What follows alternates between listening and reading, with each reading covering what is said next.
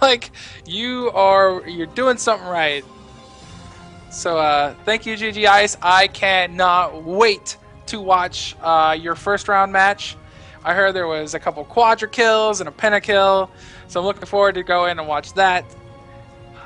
Woo! Insta picks. Shin and Graves, I believe, are going to be coming off the board. They didn't quite lock it in yet, but this was interesting. You know, normally the purple team will ban Shin, but in this situation, they were like, nope, we're going to roll the dice. And we don't think anybody on that team plays against Shen. However, I don't know if I want to talk about this on stream, but I know Format, and I know he has a secret weapon to go against Shen. A super secret weapon? I don't know why I made that in voice. Which case, that's the secret in weapon which voice. case, we might consider changing our KDA. Hey, I'll leave it to your judgment. If you feel like if it's that stellar and exciting, then we can use it. I'm perfectly fine with that. Looks like Xaioli picking up Mundo this time, which is pretty interesting. Yeah, so what am I going to throw out here real quick? Just a little bit about the teams. GGice, as we said before, made it to the Judgment BC finals last week in our first ever Judgment BC. Went up against his fellow teammate and captain, Griffle. Griffle playing a really kick-ass Heartseeker Vayne, took it down, carried hard, and won the first ever Judgment BC. Beating GGice, but GGice came back, signed up for Judgment 6, or was on the waiting list for Judgment 5, and got bumped to Judgment 6, but we reached out to him, got him to be a captain again, got Griffle in to be a captain again. Hopefully we're going to get some Mochi Balls action here at being a captain, potentially here in future Judgments. So I love shout that out group of players. Like, I'm sorry to interrupt you there, but go ahead. but seriously, I love that. Like in the middle, like Griffle had just won the MVP. He had this stellar performance. He just carried his team, and Mochi Balls was literally watching. He's like, "F those guys. I don't care if my friends. I can destroy them. I'm coming for you." Unfortunately, he missed these judgments. Magically, we had 2, and he somehow didn't make it in. But the next one, I guarantee you, will have Mochi Balls on. Remember that name for future judgments, and we should expect big things, big plays. But anyways, continue. No, so, I mean, I don't know. Whatever I was talking about doesn't matter because you made a great point. Like, that's the type of attitude that we want to see here in Judgment. Normally, we get that from a lot of our Northwest players. You know, Format, Michael, Format and Dexter 4. Those two always constantly going at each other. We love to see that. They've never really been able to be on the same team. Fortunately, but unfortunately, because they're both so good, right? Neither one of them wants to both be a captain, so usually Michael will step up and be a captain who, I think Michael does make a pretty solid captain. Dexter 4, by the way. Yes, for sure. He's been an MVP. So, unfortunately, I don't think he'll ever get first pick. I mean, it depends. Our random generator has always kind of put him in the lower half of the bracket. So I don't think he would get Matt, but these guys do they like to compete against one each other, and that's cool because I think that makes them become better players. So interesting. Are we really going to see a Format Fiora pick? Yes, we are. I saw him run it in the finals. The last tournament he was in where they won, and thought those were whoa. The Shyvana quick lock-in, they were like, yeah, that's exactly what I want. Like, that wasn't even the thought process. It was like, oh, my pick, yeah, Shyvana. Count it. Well, I think we're going to see a great matchup here. E-Palm, by the way, has been looking stellar. Yeah, I mean, Dexter, Dark Tears, who? I don't even know who those people are. Honestly, I don't even know who he is, because I don't think he was originally drafted in Judgment. I think he's a replacement player. He's exploding Palm, man. You don't expect it, and the next thing you know, you've been blown into bits. I hope it's not like Otter. Let me just check real quick. Make sure Otter's online. Like, if we come to find out, Otter's online, so it's not. If we come to find out someone's ringing for a gold account, I'm gonna be. No, I'm just kidding. Yeah. No, but honestly, in the spirit of competition, again, if we ever did find out that a player was smurfing for some reason to gain an advantage in order to win, then that's again, like we said, we're talking about earlier. That's not in the spirit of this competition. We will put an effort into that. In that case, won't play any more judgments. But not to take away, E-Palm has looked great. And and also it's a great point that, like, gold players or silver players, like, and we always talk about this, so I don't want to harp on it too much. But like, there's not a big difference between gold and plat players.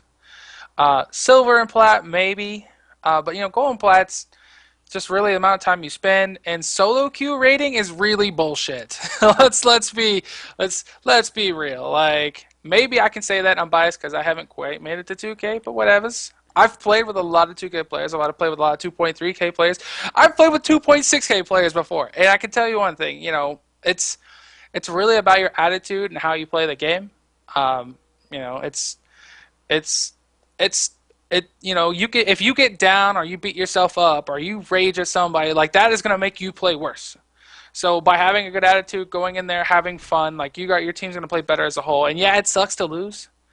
Um, but really, think about what you're doing here. These players are signing up for an event. They're spending, they're playing 3 games. Like if you win all 3, or if you win the first one, then you're gonna end up playing 3 games and you're getting right points for it. You could just as easily play solo queue and get nothing for it. True So I story. mean, in this situation, it's different, it's fun, it's vibrant. There's incentive to play. You actually get on, typically be on a team with voice chat, and that's why we love Judgment. That's why we like to run these, and that's why we're running multiple. A double-header Judgment this week. This is why we're going to try and run Judgment at Vancouver, and this is why at the end of September we're going to be running a really big, massive Judgment event. There's going to be like 6 Judgments in one weekend or something crazy. It's gonna be live, and we're gonna have some cool stuff to do for the live event and stuff like that, and some amazing prizes. So definitely keep an eye out for that. Again, we're going to do the KDA contest. I think we're going to stick with GGice on Twisted Fate. He'll be roaming around the map trying to do some damage, and hopefully we'll still might see some Quadra and Pentakills from him. So head over to our Facebook. The contest is being posted again. Do not edit your posts. We can figure it out. We can see this.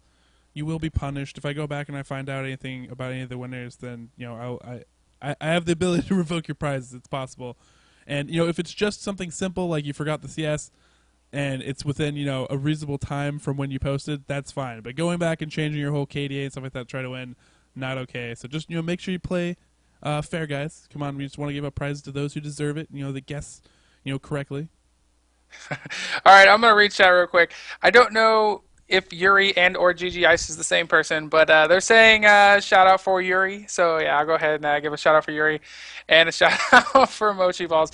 A lot of fans here for GGice, the Triumphant Rise guys, and you know what? Today is National Caps Day, so normally I would be like, ooh, caps in chat, it's kind of annoying, but today is like National Post with Caps Day, so it's all good, it's all fun, it's all great hype. So show your love. Big hearts for all the players here in Judgment. This is the finals.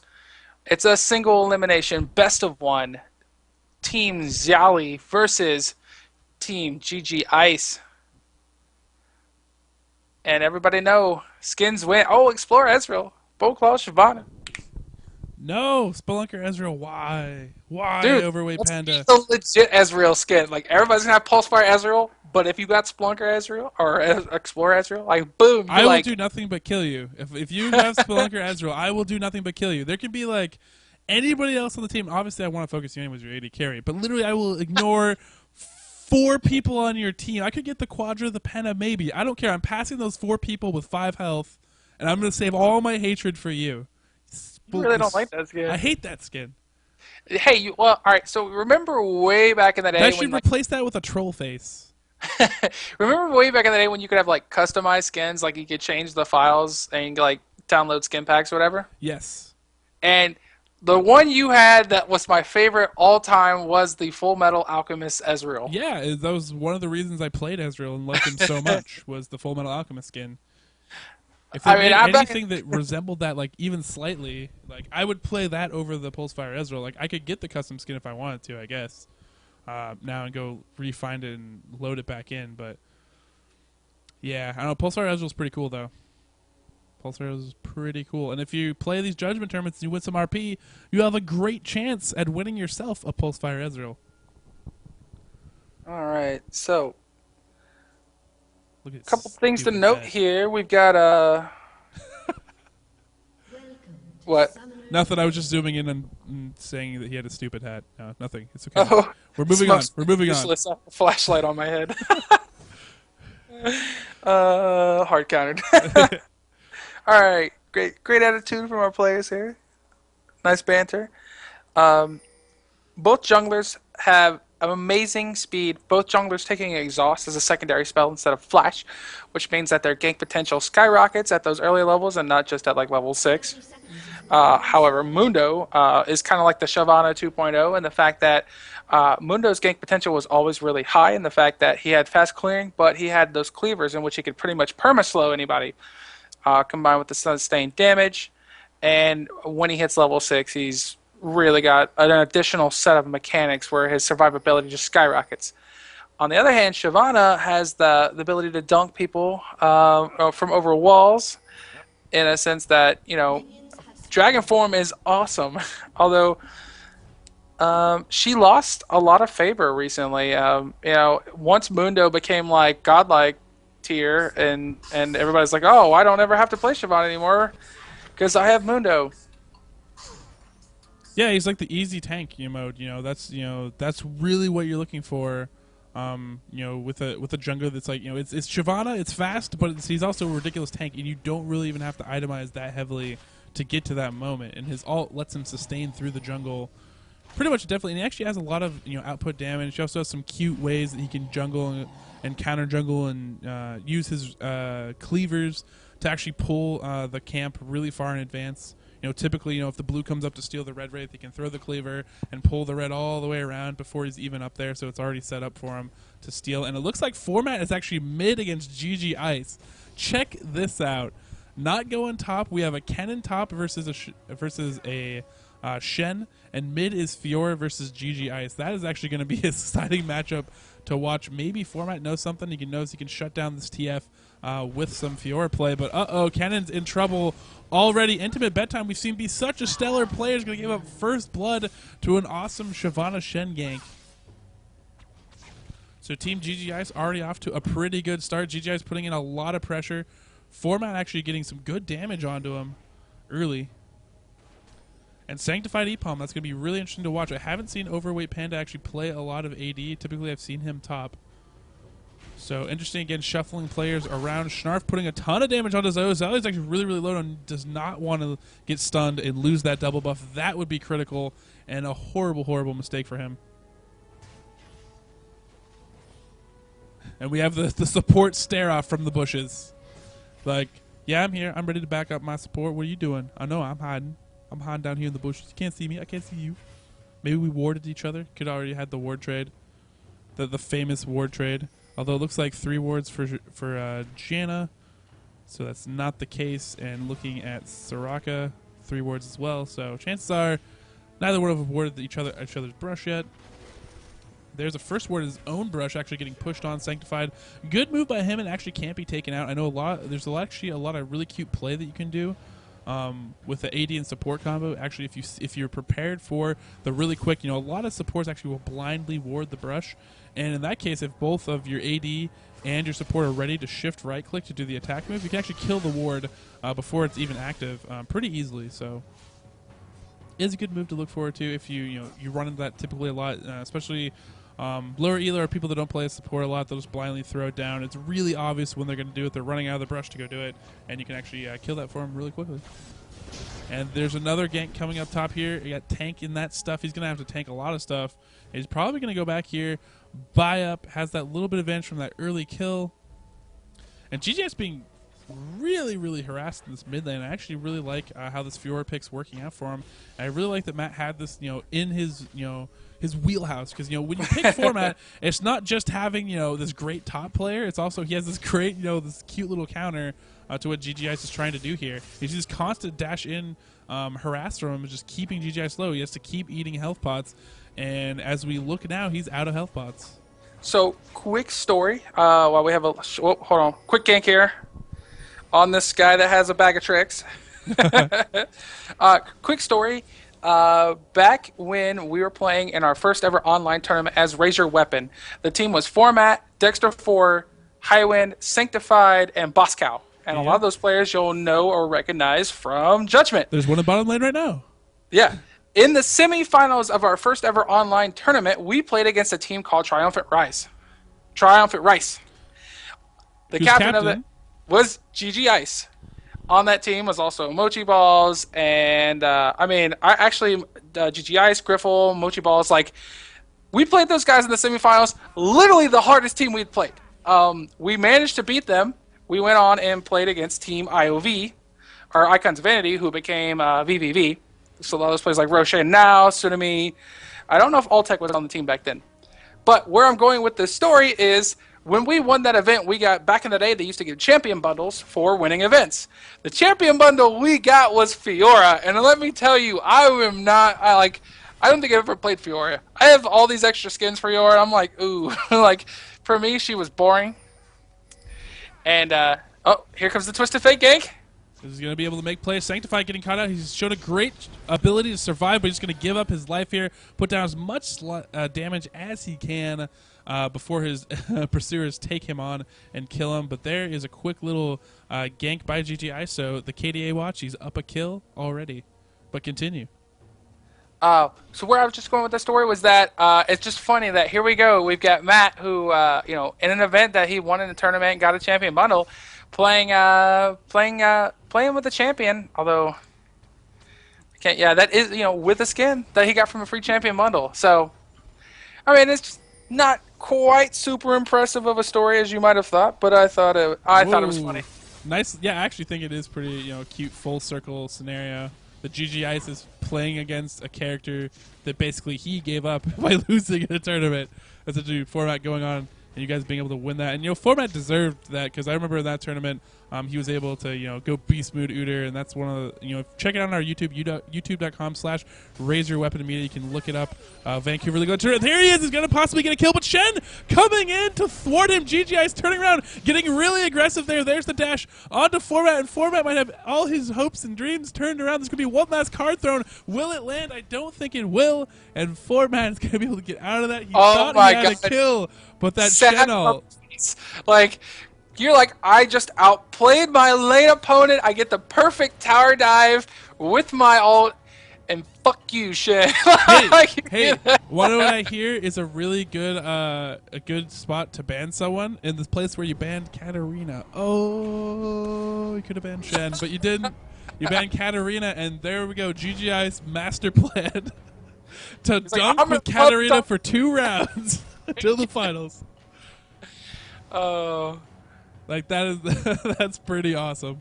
Like, no kidding. Like, that. Oh, sad puppy face. Like, I mean, he definitely had to feel like so like happy. And then when you see that Shen ult come in, that stupid Ginsu chant going on, and you're just like, like. But otherwise, how is Shen doing against his lane mate? 49 CS with a kill. Okay. Kennen only 29 CS, so there might be there's definitely a lane advantage going on there.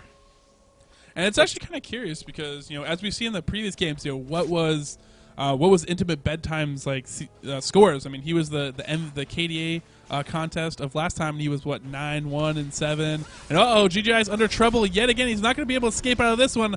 Oh, or is he? No, he gets picked up by the red buff OP. I thought he was if he escaped. God, that guy's just like highlight reel. He just wants to make highlight plays, I think that's what it is. It's not even about just, dunking people. He's like, nah, I gotta make this really cool and suspenseful. See, if I'm the other team, I'm like, where's your Shen ult now? Yeah. You only get so many Shen ults, buddy. Wow, Schnarf actually pretty doing well here. The fact that he's staying with the same level as the solo lanes. And actually, he is the unranked player, I believe, for his team. So actually playing a pretty good Shyvana, and obviously felt really confident and locked that in instantaneously. So good play by them. And we have a gank up top. Kennon's pops and slicing. May take that stuff. Is not going to be able to survive through that. Xaioli coming up there, adding the extra DPS that is needed with his double buff and Mundo's awesome early game damage to finish off that kill on Shen. And Blue's been turning around. They started out. Red had the advantage. Red still has a little bit of a gold advantage, almost a K, but now we're under a 1K team gold advantage, and we have a really close game shaping up here about 10 minutes, and that's exactly what we want to see in the finals. It's some epic plays already from GGice and Format and the whole crew. So this is exactly what Judgment's about. fun, awesome games. Something you might find in an in-house, but we have competitive stakes on the line here. You can win some Riot points and get streamed and noticed by a bunch of viewers and fans and your friends. So we got Shyvana coming in here. This is not warded. She does have her ult, but exhaust. So they could make a play here, although as soon as she rotates over, they're going to realize that she's there. And as a jungler, like, I feel like it's almost important to communicate with your support player. Uh-oh, GGice. A little bit of trouble there. Locking in the blue card. He needs that mana, apparently. With his blue buff. Shh, shh. Like, But you didn't see that. a lot of times it's helpful to communicate with your support as to not only finding out where they've placed wards, but like potentially getting them to place like green wards. And Overwood Pen had a lot of pressure, but GGice also had a lot of pressure. He thought he'd have a kill, and there's that Shen ult. Format has to hate the Shen ult. If they win this game, we're going to have to interview him about those Shen ults, because that's the second time he's been thwarted. This time he dies for it after playing absolutely amazing. Bottom lane able to survive. Overwood Pen is surviving the Mundo gank. And great play there, and those Shen ults so clutch. Shyvana, or not Shyvana, I was going to say Soraka did have her wish available, but it doesn't look like it would have mattered. So she did not use the Soraka ult there. Yeah, unfortunately, the only problem with Blade Waltz is that once you jump on someone, you're pretty committed to end up wherever the heck they do. If GGice was really crafty at one point, he could even possibly flash under his own turret. So by the time he's Shen ult and she comes out of Blade Waltz, you're underneath a turret too, and that's even just more insult to injury. Let's take a look. EPalm, 103 CS, just leading the CS charts right now. And again, have to be impressed with this guy playing in here and basically taking on a lot of really tough ADs. Like, he's played, a pretty good lineup of the who's of AD bots, and he's been coming out on top. So definitely impressed. Obviously, again, having a great support in there like Sanctified does help out with that process. But his last hitting is spot on. His ability to really recognize when in the wave to harass and still be able to CS is spot on. I mean, I'm looking at his CS play right now, and it's very, very strong. Looks like Kennen getting a little bit bullied here, but when this didn't change from before when Mundo showed up, so we'll see if Mundo does find himself back here in top lane shortly, and see if they can do something about Shen. Yeah, I mean, it's definitely would be something for them to come up here and pay a little bit more attention up here. Again, early game pressure up top. If you can camp Tom, let them snowball. And into bedtime, I'm sure it's like a really tough situation for them. I know they definitely want to go for this kind of counter strategy, which unfortunately, thanks to Shen, hasn't worked out. Because you take Shen out of this out of this scenario right here, and Format would be out. He'd beat up 2 kills on GGice, and obviously it'd be a whole different game state at this point. It looks like yes. That is the sign. Twisted Fate rotating up. This might be Intimate Bedtime swan song right here. Yeah, they know he's in the area. They're the blue pings coming down. Oh, he's going to face check this. And there's the slicing maelstrom. GGice very smartly popping out of it, still getting off his stun in time, and there's no escape mechanisms left for Intimate Bedtime. The only escape mechanism is his teammates. Flash over by GGice, trying to kite this as best as he can. Format getting kited now, though. Has no more gap closures, but luckily for him, Mundo is there. Another cute attempt at trying to jump out. Shen ult coming out. Shyvana. Shen is just the bane of Format's existence, but this time he's going to try to make him pay. They do pick up the kill onto Shyvana, and you know what? Guess who gets the last laugh after everything here? It's the double kill from Format. With the nobody saw that from GGice in chat. The thing is, we all saw it. I'm sorry, buddy. I'm sorry, buddy. The amazing jukes weren't that. Yeah, it was good. Did not pay off in the end. Again, they were amazing. Don't let me wrong. Yeah, I mean, we have to say right now, if you look at these teams, Heartless AC, unfortunately, trying to be cute here and stop this, but he might actually have to give up his life. Oh! I think that was stolen. I think that was a steal. Yeah. Ezreal steal. Ezreal OP, just Heartless AC doing his job, distracting for the Ezreal steal. That's pretty boss, actually. I'm sorry, that's really boss. And Red Team, even after that, giving up those kills up top, still up ahead in Team Gold. They still have that 1K lead that they keep appearing to hold on to. But again, I have to give props to the blue team. They had really great communication. They said, hey, you know what? The rotate's up on you. And even though he face-checked it, GGice didn't have the gold card ready to stun him right when he came in there. So, Kennen was still able to take advantage, take some time, get some stuns down, get some damage down. It was all good. Now we have a pressure in on bottom. Ooh. Sanctified very low here. Almost off a cooldown. I don't know if they're actually going to try and pressure this here. I think it'd be really foolhardy to do it at this point. They can probably just put a lot of pressure in lane. Maybe Shen camps this for a little bit to try out, but I don't know if diving would be the correct move at this point. And this is what I really like when you have someone like... Well, and anytime you have a top lane or mid lane that's ahead, letting them swap lanes or letting them pressure other lanes and then letting your jungler... Oh... Ooh, trying to pick up the Sanctified. The Ignite coming in. Will the heal be enough? It's so close, and it will be enough. You can see the Ignite battling the health bar of Janna right there, but unfortunately Heartless was not able to survive. Ignite too strong. But yeah, as I was saying, it's like letting your jungler cover in a lane or split push in a lane, especially when you have someone like Shyvana or Mundo, someone that can actually push the waves really well, and they can hold their own in a lane. GGice might be in trouble yet again. Gets a quick stun off, gets stunned himself in the brush.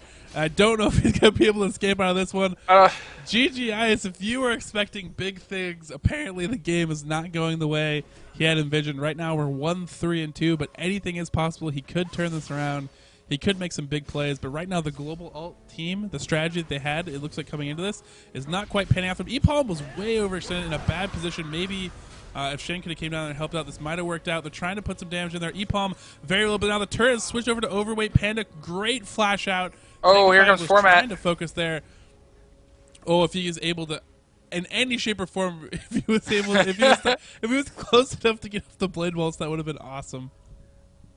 Oh, run, Shyvana. Matt's all in. They recognize the blue is up, so they're going to consider the blue getting stolen. GGice might just ult here for vision. Oh, I hope he doesn't face check. Oh, man. Not making plays, but there's that Shen ult. Trying to protect him. Will it be enough? The Ignite down? No, it will not. Now it's a 3v2 here, but Matt, guess what? He's fed. He wants some Heartless DC. He's going to pick on him. AC, sorry, as much as he wants to take that stuff, he's going to have to do some taking as he runs back to his turret. And in shame, Ezreal coming in here trying to throw in some DPS into this situation, but it's really not going to pay off for them. So, for those keeping track at home on the GGice watch, still 1-4-2. I feel kind of bad. I almost felt like maybe we put too much pressure on him. There was like too much hype going into this, and now he's just unfortunately folding under the pressure of trying to be MVP in a judgment, or trying to lead his team to victory as a captain and being part of the KDA contest. But Matt, on the other hand, Format doing work, 5-1-1. Brilliant pick of this Fiora. It's worked out really stellar for his team, even with the early snafus with Shen coming in and thwarting all his Blade Waltz plays. I mean, he's just in a commanding lead of anybody that he wants to engage with. He has 2 levels on GGice. Right now, currently in the game, he has, I believe, 2 levels up on anybody on the blue team. And that's really going to pay off for this really, really quick, nice harassment you see here. Yeah, Shen, who had a major advantage earlier in lane, actually not doing, has fallen apart, or not fallen apart, because having to leave lane so often, has fallen behind in levels. They're actually giving up that lane advantage in top, and Kennen is catching up. Kennen now sitting, was way behind in CS, kind of catching up, now only about 10 to 20 CS behind. Yeah, I mean, that's a really important thing about top. If you have to roam out on the other lanes on the map, and you don't really make something pay off from it. You do give your top time to just keep on farming. And we actually saw, even when they actually did like a little bit of a switch with GGice. Gank coming in, Shyvana jumping in. I don't think they're going to be able to convert this. Yes, Kennen getting out there really, really quickly with the Lightning Rush. And Format coming up here. This is going to be really, really bad news for Tank That Stuff if he's not careful. And Shyvana even in danger now too. Format rotating in here. He has that blue buff. He has cooldown protection. And once he gets attached to tanks and stuff, he's going to have a great job. Tries to use his ult onto GGice. GGice trying to throw some damage, but he can't even hang with him. Format just tearing people apart. Tearing them apart. Yeah, and if you look at Format's items, like right now, all he has is a BF sword and a Doran's blade. I think we're going to see that upgraded here shortly. Yeah, and the thing about Fiora, I think that she kind of has like a boring kit and a boring playstyle, really, because he's basically just doing the same dash combo over and over again. And after you get rid of a lot of your main abilities, you can be kited kind of easily. And so, if she had a bad start, if GGice, if this would have been turned around, GGice had a really great early game, and Fiora kind of got shut down a little bit, which is really hard to do against Matt. Just regardless, he always finds some way to be ahead in CS. It's really crazy and scary and creepy, and that's part of what makes him a good player. But even if he did find a way to be, if he was behind, Fiora might be limited. She might be a dead card, if you will, for the blue team and a liability. But instead, now that she's ahead, she can literally just boss people around with her combo for days. Oh yeah, I mean, she is pretty much the #1 duelist, and that's kind of what Riot intended her to be, right? They're like, hey, we have this great idea for a fencing chick. We want a duelist, and I mean, in this situation, in the right hands, especially if someone that can farm like Matt, because I thought for sure Matt, when they saw the Shin pick, I thought we were going to see a Poppy. Yes. And but I think Fiora is a great champ for. Not only situationally, but for format. I think it fits into his playstyle in the sense where he can be, passive enough until he wants to be, until he knows he's ahead, and then he can play aggressive, which is pretty much his style. And actually, props to the blue team, because I think a lot of people would have bit on the Shen top. I think Shen jungle has become a little bit more prevalent, but props to them because they, Red. You could tell their entire strategy was, wait to reveal our jungler at the end. And they'll definitely bite on the fact that we're going to run Shen top, and instead that wasn't the case. And now, Red's pick strategy didn't work out, and Blue's pick strategy is working out brilliant for them. If we take a look at the gold deficit, it's only about 3K. At 22 minutes in the game, that's not that big of a deal. 1K, on term, you'll probably see like a 1K advantage on the carries. 1K doesn't buy you a lot. It's when you start seeing that 2K advantage where like, ooh, they really have a large item disparity. And then once you hit that 3K mark, like when you see 7 to 10K team disadvantage or deficit, that's when the enemy carries are like a full item ahead. Yeah. You're talking like Last Whispers, or a defensive item like GA. Yeah, and that's really hurts in team fights because they're able to sustain longer and keep up their sustained DPS. As I look at the red team, actually, a lot of their carries are actually on par. They're all sitting around 6.5K, nearing that 7K mark. If I look over at the blue team, they're kind of still lagging behind about 5K or so. So that is kind of a liability. But again, of course, format's so far ahead. But I'm interested to see how these team fights work out. If format, even as strong as he is, it's not quite in Aurelia. She doesn't have like the CC reduction, the tankiness when she jumps in there. So I'm quite interested to see how she fares when these team fights go down. Maybe if they're able to focus her and take her out of it, maybe they're okay in the team fights. Yeah, I mean, I would say the blue team is probably lacking a little bit on initiation. The thing is, they have like Mundo, so later the game, Mundo is just going to become unkillable. And he can just be like a real terror in terms of sustained damage in these team fights. So he'll just sit there and soak up damage or absorbs the CC. And we could see a major fight going down there. Shen really wanted to taunt there. If he would have caught Intimate Bedtime, that would have been lights out for sure. And yeah, now that you point out the initiation for the blue team, it's really, really rough for them. They have Sanctified there to heal their team, and they have some sort of poke in there, but they kind of almost have to. Muno can walk in there, but he's not going to keep them there. And the only real way they have to initiate is for Kennen to go in there, and you usually don't want Kennen to initiate. Like, you could be super aggressive, it can work, but if you could choose, you'd want Kennen to come in second. That'd be the ideal scenario, but they're going to actually have to rely on Kennen to initiate a lot of team fights, or they're just going to have to have better positioning and get objectives and try to win some team fights somewhere else on the map or catch someone off guard in order to gain an advantage to actually push down these turrets. Yeah, I think what the red team is going to want is the longer they extend the laning phase, the better they have, because what they have is, let's just be obvious, Shin, right? Shin's ability to split push and still be available for team fights is amazing. And the same thing with like Twisted Fate. They can use Twisted Fate to catch people in transition.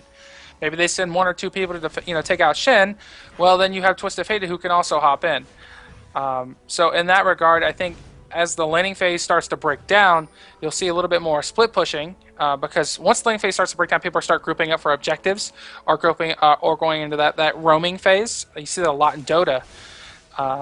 But in this situation, Shen can then stay in lane and then show up for team fights when needed, and be that. And that's really where the red team's initiation is going to come from, is that either they catch someone in transition or they force the team to come in on them in a number situation, and then Shen will be able to show up and turn the tides. It was really funny. I just watched Cannon go in, do his thing all over, take that stuff, just like laughed at it. But he's not going to be laughing now. Xaioli is running up here with his Mundo to deal some sustained damage, but he's going to ghost out of this to make sure he gets away, and he is safe. It looks like they have 3 members top. Red kind of rotating up here. It looks like actually GGice teleported to blue buff to take blue buff. That's kind of an interesting play. Just he really, really wanted it before the next push comes in. Well, what they wanted to do, because they were thinking about going in on top, but when GGice used his ult, he wanted to do it for more of a map awareness standpoint. Just to like, hey, where's the enemy team? Do we have an option? And it's funny because Sanctify might get caught out here. He just face checked and flashed down to GGice, trying to play some moves on him, but I actually kind of like that move there a little bit. I think if he flashed the other way, actually might have been able to draw GGice into range of format, but either way, GGice trying to farm a little bit here. Format on him yet again. Really wants this kill. And great stun timed right there. Is not able to close the distance. Great flash actually to get out of Blade Waltz range. That's very key for him. Format very, very low after the engagement. And that's kind of what I'm worried about. I'm kind of like, I know there was a turret involved in there and stuff like that, but I'm kind of worried that like the fact that Fiora, when she gets in there, she's not quite, the same type of bruiser kind of character that you want. She's going to be able to put some damage, but I think that red team might be able to just focus her down. So here's one thing to point out. You can tell, so Xaioli here is actually moving his team around. He's got all the timers down. You can tell when he was pinging, you can tell he's the one that's saying, by the way, Dragon's up in 60 seconds, Dragon's up in 30 seconds, like just based on those pings. And I can tell that he's actually leading this team and moving them in the right places. Just keeping them aware, letting them know that they need to be in this area for Dragon. The blue team has had every single Dragon except for the one that Ezreal stole. Yep. So, in this regard, like, he's doing exactly what you want from a jungler. He's got a presence in lanes. He's also got a presence on timers, and he's getting the team to be, to take objectives. And if it continues to play out like this, we'll definitely see them make a play for inner turrets, or maybe that top outer turret. We'll definitely see them make a play for Baron, because right now, like, they've had that early oracles and they've had that constant map control that's allowed them to take these objectives. Yeah, for sure. And on the GGice watch, I'm hoping that maybe he's doing a little bit of the same for his team, but I'm sure he's just trying to get comfortable, still trying to farm, get up to a bit more of a carry stat so he can carry his team. He's at 211 CS, so definitely creeping up there. But again, Epalm, I can't talk enough about the guy. 240 CS, leading the game, been doing a great job getting fed as he should as the AD carry. Looks like he's almost onto his Phantom Dancer. One thing that's kind of interesting about this game is, honestly, for kill-wise, we're nearing the 30-minute mark. There haven't been too many kills, and a lot of the ADs, they've been farming, but they haven't been involved in a lot of the team fights. So I'm going to see what happens, when they start to clash in full-on team fights, because we actually haven't seen that yet in this game. Well, I would say it's one of two things. Oh, yeah, there's Shen face checking 5 people. The reason for the low death count is going to be one of two things. One, respect. There could be a lot of respect for players in lane. But two, how many times did we think we were going to see a gank on mid, or not so much a gank, but a kill in mid, and then you had Shen ult coming out of nowhere and basically turning the tides. Yeah, that is a scenario too. And here we have finally a push on here. Red team trying to do their best job to clear this as they can, and not a lot of damage after that push onto that turret. And really, Red can just keep doing that clearing waves. They have a decent team to clear it. This is great for Red. In terms of clearing waves, like, Twisted Fate is the man at clearing waves.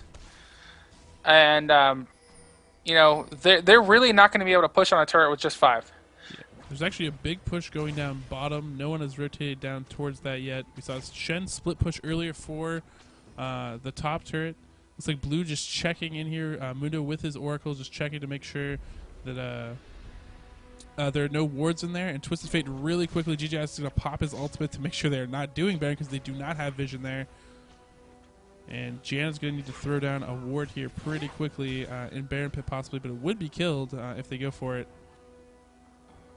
Kind of interesting play there. You see Xaioli is actually waiting for the ward to possibly go down so he can kill it. You see a lot of their teammates, so they do know that there's only one ward on the enemy team. You know, if red team came in there and placed a ward and they kill it, they know that's all the wards they got. You know, they have vision control at that point. It's like 3 backs going on, and if it starts now, that could be trouble. Oh, they saw it. They canceled most of them right now. And blue team's going to back off. They don't even want to risk it. Too dangerous. And we're going to go back to laning and farming.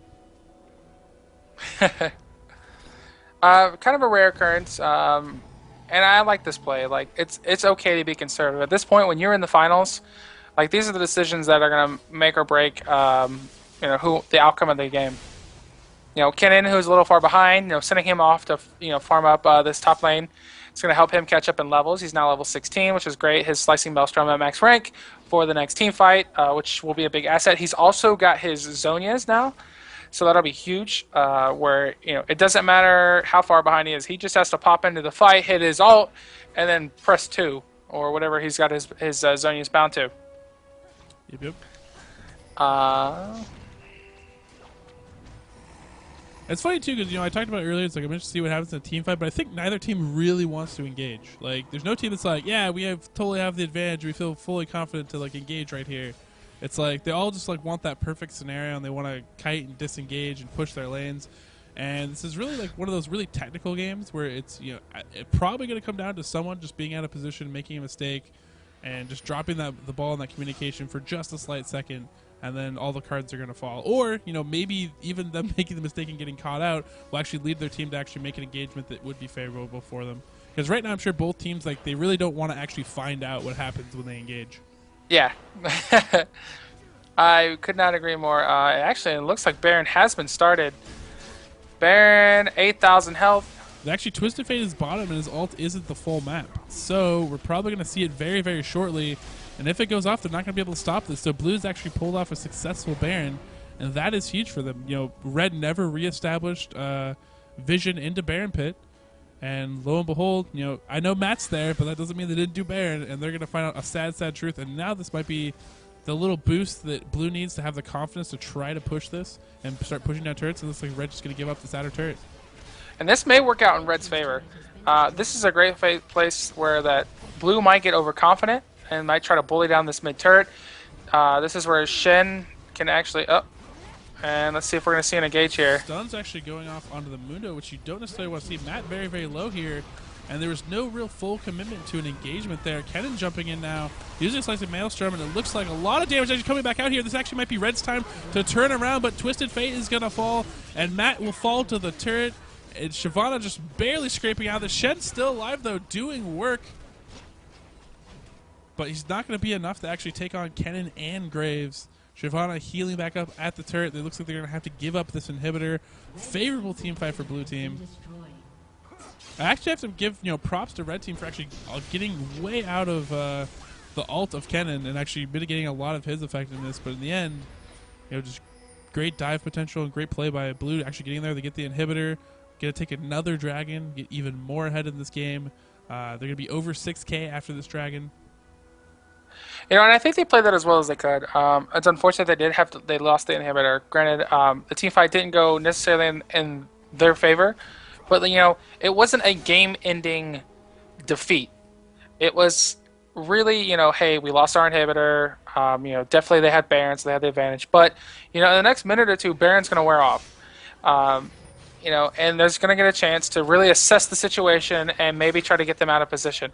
Because a lot of times players, they've got it in their head that, oh, we took their inhibitor, we've got Baron, we have this massive advantage, and they might actually play themselves into a situation where they can be taken advantage of. Yeah, I agree on that sentiment. As I'm looking at the red team now, we were talking about Blue's ways of engaging, and I'm looking at red team now. And they don't really have very many good ways of engaging either. I mean, Shyvana can jump in, but it doesn't actually hold anybody there. Shen, if Shen can get off a good dash, maybe. if they're not expecting it. They could combo something out of it. But really, the red team, I'm kind of actually worried as we get further into this game, what they're really going to be able to do to take advantage of the blue team actually in team fights. Yeah, both teams have like this. The blue team has a better way for initiation, and then the red team is more on terms of counter initiation. Like, they want to be initiated on. If you take a look at Janna and Shen and the mobility of Ezreal, like to be able to reposition in a fight, like that's exactly what they want. Be initiated on maybe under a turret.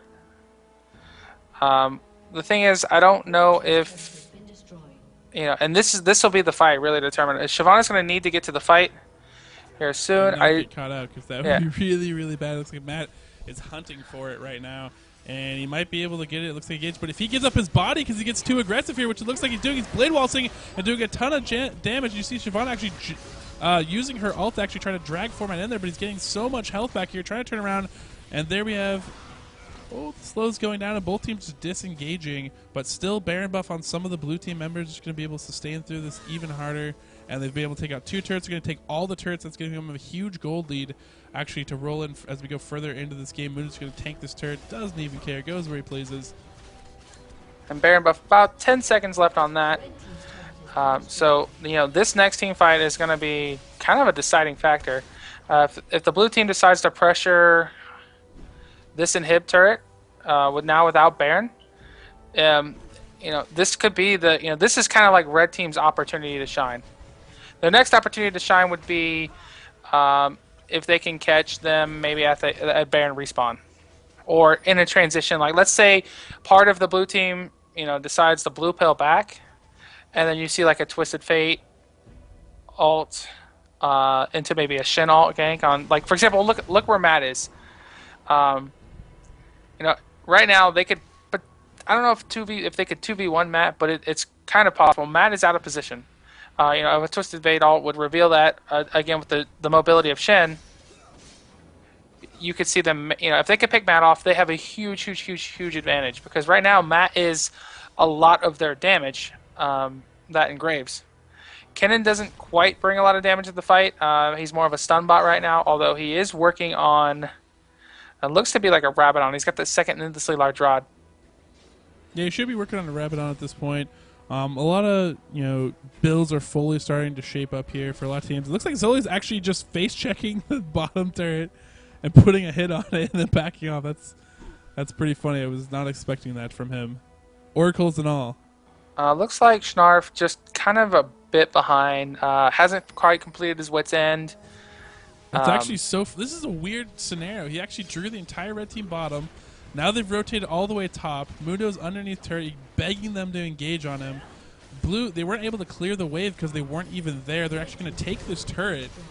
And Xaioli, that might be like one of the best plays I've seen from him. And it looks like Matt's going to kill Ezreal underneath turret. Shen's going to miss his dodge. Brilliant flash by Format, being able to get out of that. Kennen just trying to stun as he can. A lot of the red team doing a good job of getting out of it. Now they're trying to re-engage, but TF is just paper at this point. I mean, they can tear through him if they're able to get their hands on him. He's taking a lot of damage in these engagements. And Blue now just using this advantage they have. They're 5 up. They might try to engage this next turret. They're going to kill a second inhib here. And if they go into this next turret, this might be the time for Red. If I was Red, I'd just run madly towards this and try to put some pressure on him. Yeah, there's not much they can do here. Mundo is kind of unkillable state. And he's really absorbing a lot of that damage. They could really go for this triple racks, take down this third inhibitor, and then back out, and then just wait for Baron to respawn. Yeah, and the creeps to push in. I mean, even just sustain pressure. If you have 3 inhibitors down and creeps are pushing in, and you even just have a team fight anywhere that's not like at the nexus and they're clearing waves with their abilities while they're fighting you, then you're gonna die because the creeps are just gonna kill your nexus. So really, all the map controls on blue team, they can go back, buy up. They're going to be even more ahead. They're going to turn that gold advantage that they do have, the almost 10k gold advantage, into an effective gold advantage. And this is almost kind of reminds me of like a really well played out like CLG game that you would see, low kills, just great systematic plays. And that Xaioli play where he face checked the bottom turret and he drew 5 members down, and Matt was able to push the top turret and they weren't there to actually clear the wave. really is what opened up all of this. Because if red team was able to properly rotate and be there at the right time and just clear the wave, then the turret would have been fine. It would have been safe. But instead, after that, that falls, GGice looking to make sure, yes, in fact, that another Baron is going down. He's going to teleport near it. He might try to steal it with some cards, but I don't think it's going to work out. The Ezreal comes in. There's the throw cards. And he steals it! He stole it! What? No! No, that did not just happen. I don't even know if it matters, but that did not just happen. Wow. That was sick. Because the Ezreal came in, and then I think maybe they panicked and the smite came in, and then the cards came in. But wow. That's crazy. That's absolutely crazy. Actually, Xaioli didn't even smite at all. So you got... Oh, wow. Wow. But they're just going to push in on this. Yeah. Like I said, it might not even matter. Matt's, if he gets any time on the turret, he's going to be able to tear it down. Looks like Red trying to use that sustain, though, to engage on here. Just eating some damage. Shen taking a lot of the focus, and there's the Blade Waltz in. They tried to run him actually into the fountain, which would have been amazing. Kennen putting down massive damage. The red team's actually been able to sustain with that Baron buff, luckily. They've been able to go underneath their fountain, but the problem is, again, there's so many minions beating on their Nexus that unless they clear this out instantly, they're not going to be able to survive, and Blue can just come in and clear it out. And there is a great steal, but it's some great play, but unfortunately, not enough. Great Baron still. But, that is the game. Congratulations to Team Xaioli winning the game. We're going to be able to bring him back in here like we said. We asked him nicely, can we bring you back in after this is all done if you are fortunate enough to win. So we're going to bring him back in here, chat with him a little bit about this game, and go from there.